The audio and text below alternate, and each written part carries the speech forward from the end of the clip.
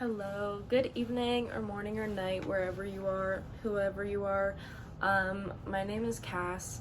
I'm gonna be talking about my 10 favorite books of the year. This is the first year I've started reading, so I might be very susceptible to finding every book really amazing, but I did read 56 books this year and I narrowed it down to 10. I gave a lot of 5 stars, but I'm gonna talk about my favorite 10. So the first book I'm going to talk about is Cursed Bunny by Bora Chung. This is a horror short story collection. It definitely starts with a bang. It starts with a story called The Head, where this woman basically uses the washroom, and then she's washing her hands and she hears a voice from the toilet saying "mother." So if that doesn't make you very curious, I don't know what will. That one was one of my favorite stories, as well as Goodbye My Love, which that one definitely made me fear artificial intelligence. And also Reunion, which is a really chilling story. And the book just had really amazing prose, and I also wanted it for a very long time. And I saved it for October, I believe. And it was a good idea because it was super spooky and it fit the vibes. It was perfect. And the next book I'm going to talk about is The Perks of Being a Wallflower. And this follows Charlie and his diary entries / letters as he's going through his first year of high school, I believe. I could be wrong. It might not be his first year. I think it is, though. I saw the movie a million times. Love that movie. I've tried to read this. I've had this copy forever, and when I started getting into reading, I was like, you know what? I should finally read this. It's short enough. It's just accessible. It's YA, so it's readable, and I found it just really captured the experience of being a teenager very well, and also how trauma manifests differently in different people. And it was just one of my favorite books of the year. I loved everything about it. And the next book is Eileen by Otessa Moshfegh. I don't have my copy with me. I don't know where I put it, but I'd previously read My Year of Rest and Relaxation by Moshfegh. I am wearing pajamas. I read My Year of Rest and Relaxation, and I did really enjoy that book, but this one's the one out of the two I've read. I own Death in Her Hands, but I haven't gotten to her yet. I really loved this. It was my first thriller, and I was certainly engaged and fearful and just so excited to figure out what was going to happen, especially when some things are revealed and we get to know some of the characters a little bit better. It really engages you, and I think the movie was also really amazing. I watched it yesterday, and it was so good. The next book is Sex and Rage by Eve Babbitt, which I also do not have with me because I loaned it to a friend, but I should have looked at the plot of this book before talking about it because I read it so long ago. I read it in July, which I know it's not that long, but I've read quite a few books for myself. What I remember most from this book is the overall vibes. It just had good summer beach vibes. And the main character is super likable. She's so cool. You just want to be her the whole time. It was a great introduction to Eve Babbitt. I obviously heard about Eve Babbitt through UnCarly. It's a rite of passage. I'm just a girl. It definitely had the fun summer cool girl vibes. And it was a really chill read, and it motivated me a lot to continue reading because I was like, this is so fun. I can just live through these cool characters. So the next book is All the Lovers in the Night by Miyako Kawakami. This was my introduction to Miyako Kawakami. Oh my god. I've only read 2 books by her. I also read Heaven. But this one was just, it hit so different. It really made me fall in love with reading more than I was before.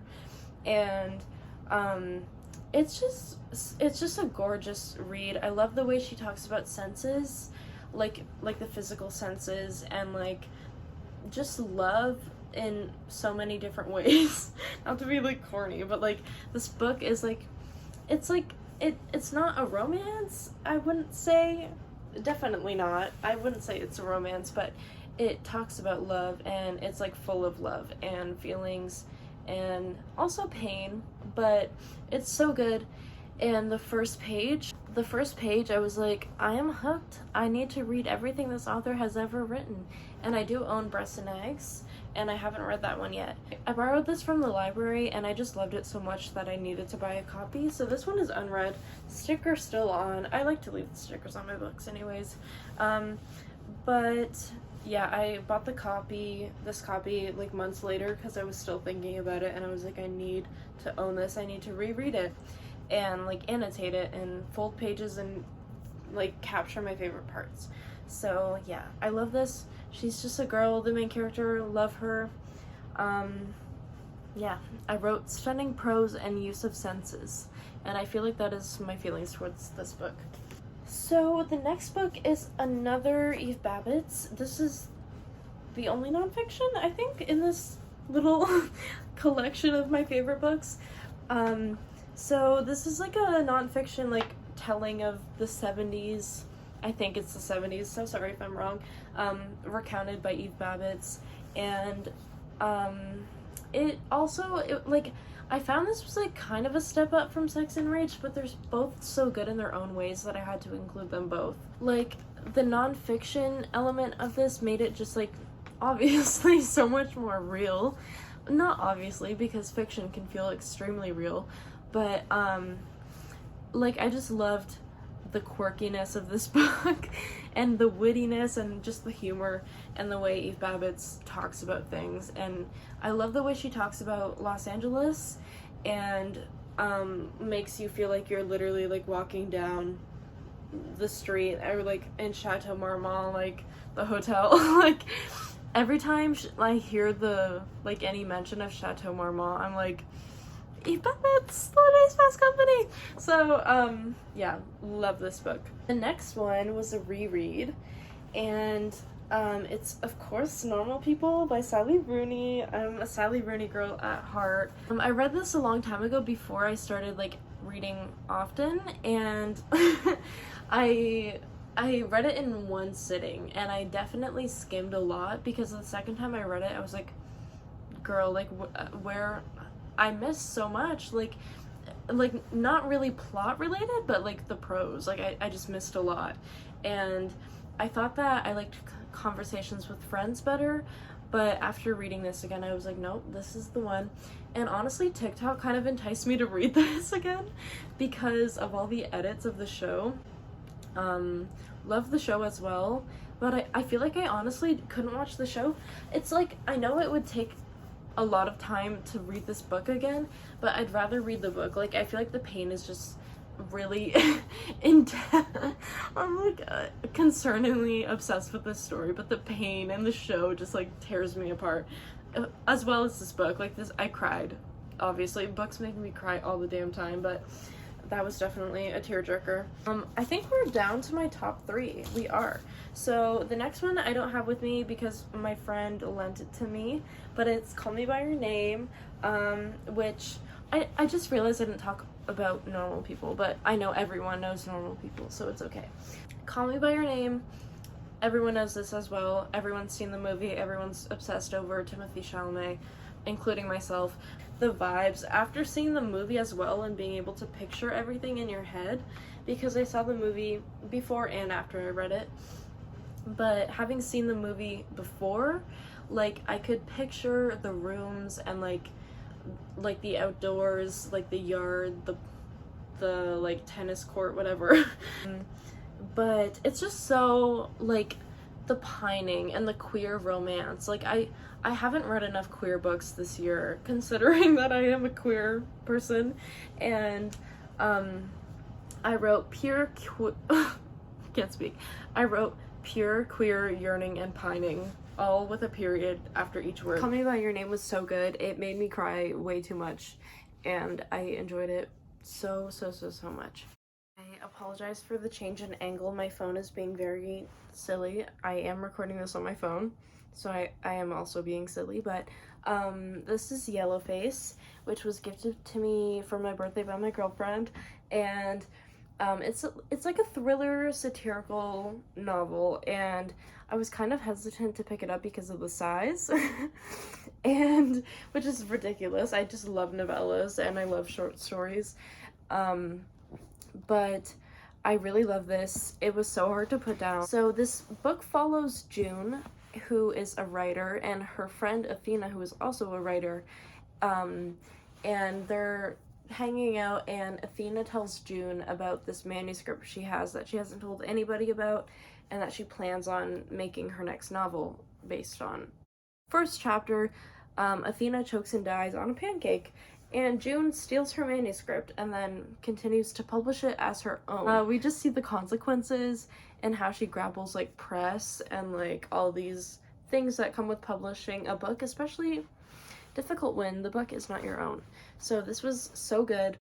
Without giving anything away, I love this book, and I don't even read fantasy, but I'm like, I should read Babel. Like, why don't I read Babel now? I'm just obsessed. It was so good. So my very favorite book of the year, My Dearest, A Little Luck by Claudia Pinheiro. This was my first Pinheiro book and first book translated from Spanish, which is cool. And I really wanted to read Elena Knows first because I'd heard so much hype about that, but then this was the only one they had at the bookstore, and I was like, fine, I guess I'll settle. Not settle, because I like, she's so hyped, and I was like, I know I'll love it anyways. But I've since read Elena Knows, and I love this one even more. The way this book had me in shambles, like, I was like fighting for my life. I read this in one sitting, I'm pretty sure, and it's okay. I should tell you what it's about. So it is about this woman who fled Argentina because of something tragic that happened, but we don't find out what exactly happened until it progresses and the reveal is revealed, and it's shocking, it is heartbreaking, and it threw me for a loop. I'm no book critic, like I don't know anything about literature like beyond reading books, but like as someone who reads books, this is a fucking banger. Like, I'm sorry, you need to read this. I also loved the way she dropped the title throughout the book, like little sprinkles of a little. I feel like anything I read will like spoil this book because like, I don't know, I liked going into it kind of blind. But yeah, it was just beautifully painful. It was so easy to fall into, and if you've read this book, or if you're going to read this book after, listen to the song Comfort by Julia Jacqueline, and your jaw will be on the floor because it literally recounts this book, like, completely. Anyways, can't stress it enough, read this book. This is my favorite book ever, probably. I also have one honorable mention because I didn't include any poetry, and then I was picking out these books off my shelf and I was like, wait, there's no poetry. But Ocean Vuong does it like no other, we all know. I read On Earth We're Briefly Gorgeous. I read Night Sky with, oh my god, this is so embarrassing that I don't know an Ocean Vuong title, but his other poetry collection. But this one hits so different. You've probably seen the poem on TikTok, which is like Amazon list of a nail salon worker, and it is heartbreaking, as are most of these poems, but they're so beautiful. This was my favorite poetry book that I read in 2023, and my favorite poetry book in general, because for a long time Mary Oliver's been my favorite poet, but I'm frightened that it might be Ocean Vuong now. I'm in a good way. So these are just some of my favorite books that I read this year. Not this year, last year, but it was a really great reading year. I don't know if it was because it was my first reading year, but I just found so many good books. I hope you enjoyed and got some good recommendations. I know you did, because I know these books are great, but I hope you listen to me and read them because they are amazing. And my tea is probably cold now. It is cold. And have a wonderful day. Goodbye.